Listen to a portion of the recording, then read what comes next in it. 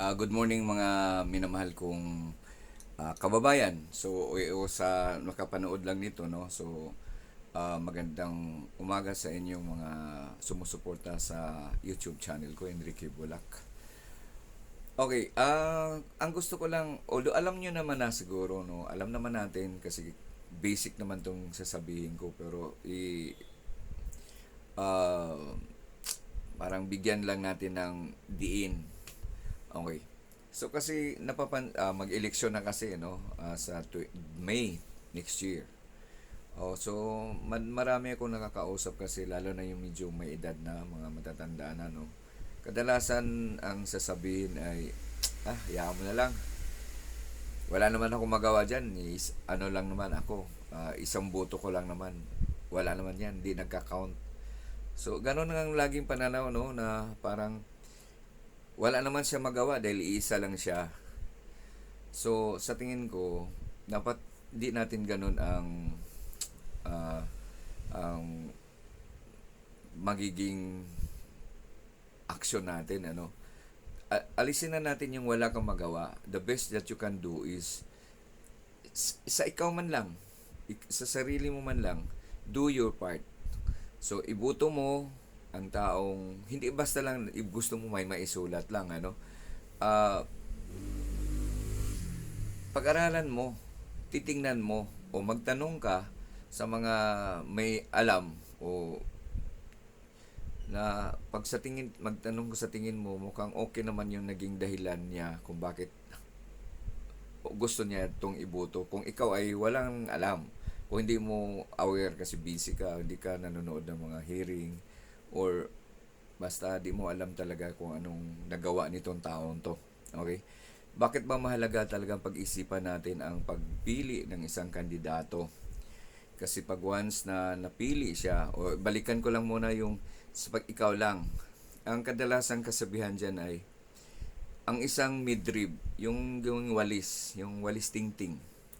Yung isang walis na isang sa Bisaya kasi niyan, yung isang gungi, no? Yung gungi, yung 'di ba yung dahon ng niyog, pag tinanggal mo yung green, yung midribs ang na midrib, no? Kasi yung natira, yung ginawa mong pag tinatali mo, yung binugkos mo yan na ginawa mong walis. Kayang magwalis yan ng kung kunyari may mga pag nagwalis ka, alam mo naman natin, kayang yang alisin yung pagka nagsama-sama na. Para ganun din tayo. Pag ang buto mo ay nagsama-sama doon sa buto na nag-iisa, kung you're not part of a certain organization, at least sa yung part man lang ginawa mo ang pagpili ng maayos. Kasi, yun nga, pag once na ihalal na yan, iba ng tao yan. Hindi na yan basta nung nakita mo lang nung kandidato pa siya. Kasi binigyan na natin ng kapangyarihan kung anong nilagay, kunyari kung ano man siya, kung senador man siya, kung congressman man siya. Nakikita natin kung gaano ka makapangyarihan ang pag once nakaupo na, binilagyan na natin ng pwesto. Okay? So, kunya congressman, senador, ano ba sila? Sila yung inuupo dyan para bigyan mo ng kapangyarihan magbuo ng batas. Pero ang nangyari ngayon, bago sila makabuo ng batas, sila ay nag-imbestiga. Okay? Kunyari may isang issue ng nasangkutan sa na ang marami sa Pilipino ang nadamay. So, madalas aaksyon na nila yan para in aid of legislation. So, para in aid of, sabihin ko, ano maging makita nilang dapat baguhin, yun ang bubuuhin nilang i-revise o i-amend yung batas na yun. So nakasalalay dyan. Kunyari, may isang senador o dalawa o tatlo, lalo mahirap na, no? Kung marami-rami na silang mag-voice at against doon sa nakakararami, nakakadili pa rin yun. Okay? So, titingnan natin kung ano ba nagawa nito. Di ba? So, pagka sa committee ba, ano ba ang kabuluhang na nakuha niya? Kasi bawat hearing, ang laki ng ginastos ng gobyerno natin dyan. Okay? Malaking ginastos natin. So kapag wala namang nangyari, yung wala namang silbi, walang nakuhang nag-hearing, wala namang nakuhang pakinabang sa gobyerno o sa tayo. Example, kung makikita mo na, paano ba makita mo na patas ang hearing na ginawa ng isang committee? O, tingnan mo, ano ba kung patas? Patas ay i-evaluate mo kung ano ba yung pinipresent nung resource person ba o yung taong involved. So, kung ang chairman ng committee ay mukhang lenient masyado doon sa mga pagtatanong na hindi naman dapat itanong o yung pagsagot na hindi naman kita mo na one-sided yung pagsagot. Okay, di ba? O basta so makita mo kung gaano sila ka powerful kapag once nakaupo. Okay? So siguro tigilan or kasi lalo na sa probinsya, no, sa amin sa Bohol. Balita ko doon, may marami talagang mga gaya-gaya lang, iboto lang dahil ito yung, lalo na kung may nagbigay. So, kung sino yung nagbigay, yun yung iboboto. Dapat siguro, kadalasan sinasabi, tanggapin kung nagbigay. Hindi ko sinabing tanggapin mo, hindi galing sa akin yan. So, maraming nagsabi lang na tanggapin kung may nagbigay, pero wag mong iboto dahil sa nagbigay siya. Wag mong sabihin na mayroon na narinig ako na at least nakinabang ako, kung corrupt man yan siya, at least nag-share siya. No, hindi yung ganun. Dapat, kailan kayo dumating yung panahon na di na uso dapat ang makuha ang simpatsya natin dahil nagbigay. Dapat ang tingnan natin, makuha ang simpatsya natin, kung ang dapat paupuin natin, kung ano ba nagawa niya para sa kabuuan ng bayan, hindi yung sa sarili mo lang, hindi yung natanggap mo, may natanggap ka. Okay? So, dapat maalis na yan. Dapat, bago ka bumoto, ang dapat nasa isip mo ay, ito bang tao na to ay nakagawa para sa bayan? Okay? Ito bang taong na to ay pag nagsalita, parang 'di ba dapat ang mga hinalal natin, parang mga magulang 'yan. Parang magulang natin 'yan. Tanda-tanda ko na, no, pero parang na magulang. Para totoo naman, parang mga magulang natin 'yan. Na pag nagsalita para sa kabutihan. Pag sinabihan ka man ng masakit, pero alam mo na ito ay nakakabuti sa'yo. Nakikita mo sa kanya na ang ginawa niya ay alang-alang sa'yo. Ganon dapat ang nasa nakaupo, no? So makikita natin dapat sa kanya na concern siya sa atin. Ang ginawa niya ay para sa kapakanan ng bayan, para mabubuti tayo. At bigla nung naisip na gusto kong isi-share sa inyo. Personally, hangang-hanga ko kay Pangulong Bongbong Marcos kasi nakita mong napakasipag, no? Napakasipag. Kunya, ang nakita ko, no, pumunta sa isang lugar sa umaga, sa kinahaponan may event na naman siya sa Malacanang. Ang dami niyang pinupuntahan. So isa pang nakita ko doon na hindi man ako believe ni Bongbong Marcos, no, pero makita ko lang sa kanya nung hindi pa siya presidente, no, makikita ko lang sa kanya nung sumayaw siya na parang ang bait niya tingnan, na sumayaw siya nung sayaw ng taga sa Baguio. Ang bait niya tingnan ng kilos niya. Pero ngayon, hanga ako sa kanya sa galing niya at sa sipag niya. Kasi nung nakita ko kailan yun na nag-visit siya sa US, no? So, 14 hours ang biyahe from the Philippines to the US, kung tama yung recall ko. Now, paglapag ng barko, ng eroplano, 2 hours after or 3 hours after, nandun na siya sa Filipino community. May programa doon ng mga Filipino community na masigasig siya, nagsalita. Hindi mo makita na pagod siya. So, napakasipag. tama yung narinig kong sinabi ni nakita ko sinabi ni Ralph Recto na siya ngayon yung finance secretary natin na ngayon lang siya nakakita ng presidente ng sobrang sipag. Okay? So kung ganyan na nakita natin siyang napakasipag, siguro kung sino man yung binabakapan niya, dapat siguro, hindi sa man ano, pero pananaw ko lang, no, dapat siguro, kung wala ka rin lang namang nakikitang iba na magaganda, kung nalito ka kung sino, ito nang yung mga in-endorse niya kasi sabihin, ito yung mga napili niyang makatulong sa kanya. Okay? Kasi ang politics kasi, kailangan may susupport sa'yo.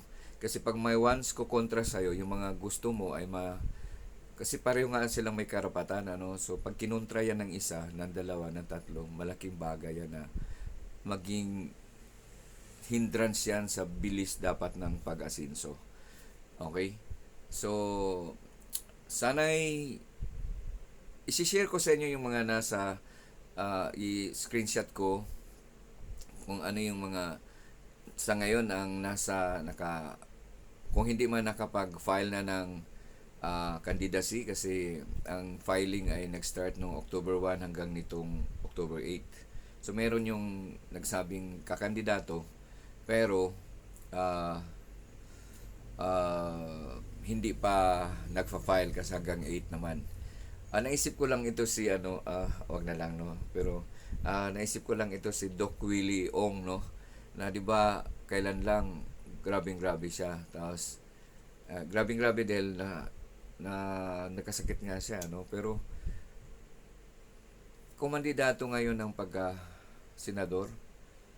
Okay, palagay mo, tingin ko lang, hindi ko palagay mo napaka ganda ng layunin niya. Pero personally, sa tingin ko, kahit ano pang layunin mong maganda, kapag may sakit ka, hindi mo pa rin magawa yon. Yung marami namang magaling diyan, marami namang walang sakit na nanghingi sa atin ng o komandidato para magsilbi sa bayan.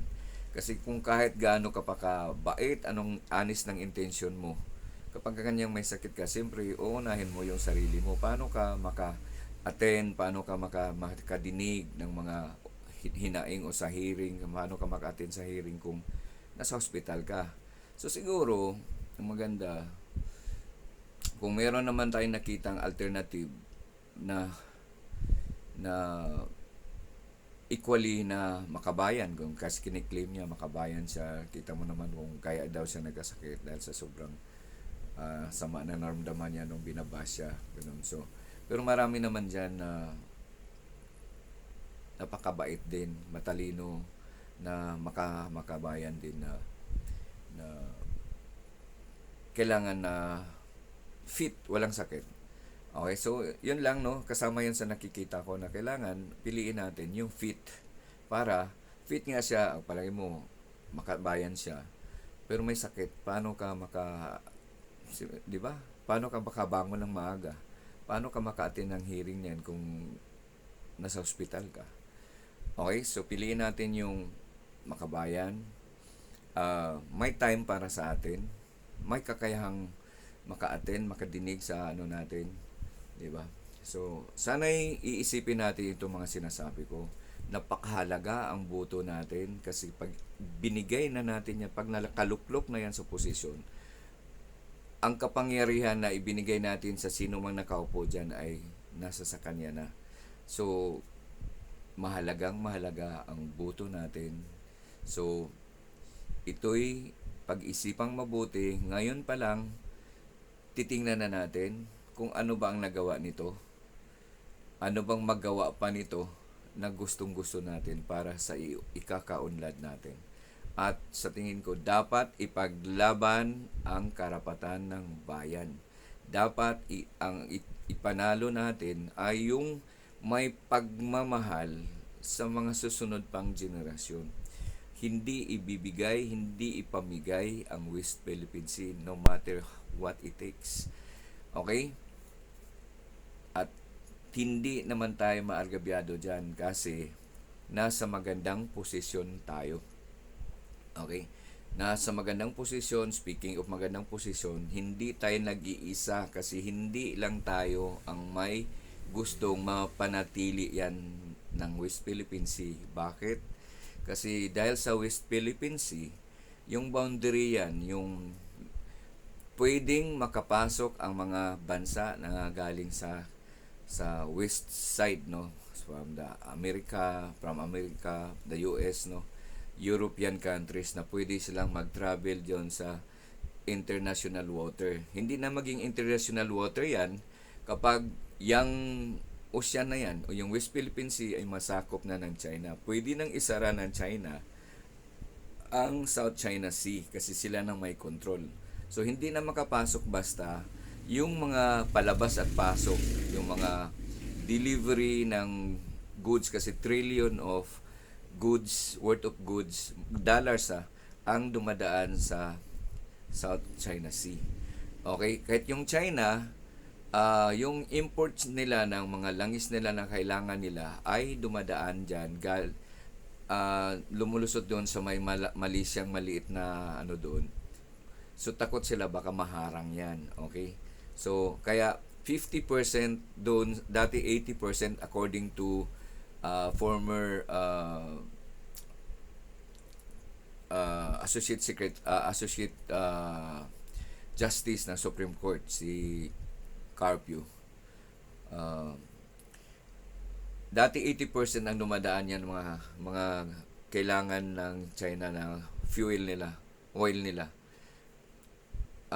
Ngayon 50% na lang kasi meron silang inano na ang tawag niya, pipeline na nagko-connect diretso sa kanila, dumadaan sa Myanmar, hindi na dadaan dito sa may ano to, merong maliit diyan na doon dumadaan sa Malaysia. So may maliit na daanan dyan na pwedeng i-block kapag mayroong powerful na bansa na pwedeng i-block yan. O kahit Malaysia, kunyari, kung gusto ng Malaysia, kung ayaw nilang padaanin yan. Pero hindi naman gagawin nila nga yan. So, kaya, ibig sabihin, hindi, ang sabi kasi, political, no? So, pag political, tumutulong isang bansa, hindi dahil sa gusto kanyang tulungan, kundi meron din siyang interest. So meron silang, tulad ng US, ang ano nila is sarili nila muna unahin. So kailangan may dahilan kung bakit gagasto sila ng ganong kalaki para tumulong sa iyo. So ibig sabihin, they will be affected. Why? If they are not to do that, if they are not to extend help or support to a certain aggrieved party, and if by doing so it will affect them, it justify the move of the president na kailangan nilang susuporta. Okay? So political move, hindi yung, pero ang US may treaty tayo, kaya obligado silang tutulong, kasi kung hindi, mapahiya sila doon sa if they will not honor to a certain treaty when pinasok ng gobyerno nila yan. Pag hindi nila panindigan yan, hindi na sila kapanipaniwala sa iba pang mga bansa, and they are trying to become, or they are the world leader, no? Sila yung democratic leader. Okay? So kaya ayaw nilang economically, kasi pag nasara yan, mahawak na ng China yung Southeast Asian nations na yan. Hindi na makadaan ang US. Di na pwede makadaan ng mga barko US, Europe, nung hindi dadaan sa kanila. If they will go, kailangang payagan sila ng China. Kaya yun ang mangyayari kapag natalo ang US, ang Pilipinas sa pakipaglaban natin nito sa Chinese government. Okay? Note lang, hindi natin kalaban ang Chinese people. Ang nambubuli sa atin ay yung pamunuan ng PLA. Okay? So, yun lang, political, hindi yung sa mga tao. Okay? So, ulitin ko, pahalagahan natin ang boto natin. Ngayon pa lang, maging observant na tayo kung sino sa mga nagdanais ng boto natin ay nararapat. Maraming salamat.